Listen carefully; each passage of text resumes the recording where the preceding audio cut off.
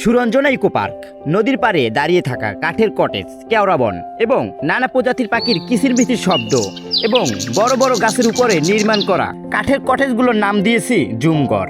এখানে আসলে বান্দরবনের এক ফিল তৈরি করে এই কাঠের কটেজগুলো।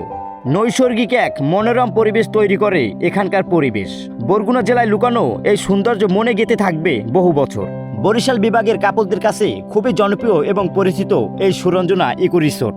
এই সুরঞ্জনা ইকো পার্ক নিয়ে আমার ফেসবুক পেজে বেশ কিছু ভিডিও আপলোড করা হবে। কিন্তু এরকমের অসংখ্য পরিমাণে বসার জন্য জায়গা তৈরি করে, একটু যাই ভিতরে আপনাদের দেখাই, আপনাদের দেখানোর জন্য এখানে আসা। ও তবে খুবই সুন্দর। ও মাই গড, এখানে না আসলে হয়তো এখানের যে অনুভূতি, এখানে ফিল আপনাদের আমি কথায় প্রকাশ করে বুঝতে পারবো না। সুবহানাল্লাহ, কি সুন্দর দেখো। অনেক উঁচুতে কিন্তু এখন আছি বর্তমানে আমি, আর এখান থেকে এখানের যে ভিউটা কত সুন্দর হইতে পারে দেখেন।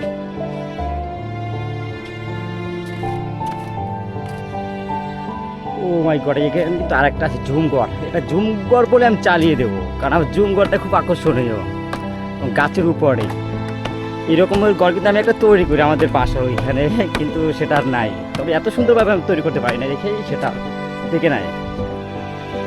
এখানে না আসলে হয়তো এখানের যে সৌন্দর্যটা আমি কথায় বর্ণনা করে আপনাদের মাঝে প্রকাশ করতে পারবো না।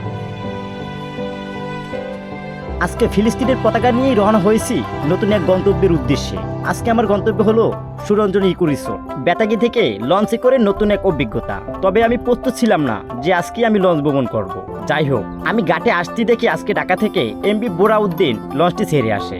আমি আর দেরি না করে হুটহাট করে লঞ্চে উঠে পড়লাম, কারণ আমি আসতেই দেখি লঞ্চ ছাড়ার সময় হয়ে গেছে। এত সুন্দর মনোরম পরিবেশ দিয়ে বয়ে চলেছি বরগুনা লঞ্চ টার্মিনালের উদ্দেশ্যে।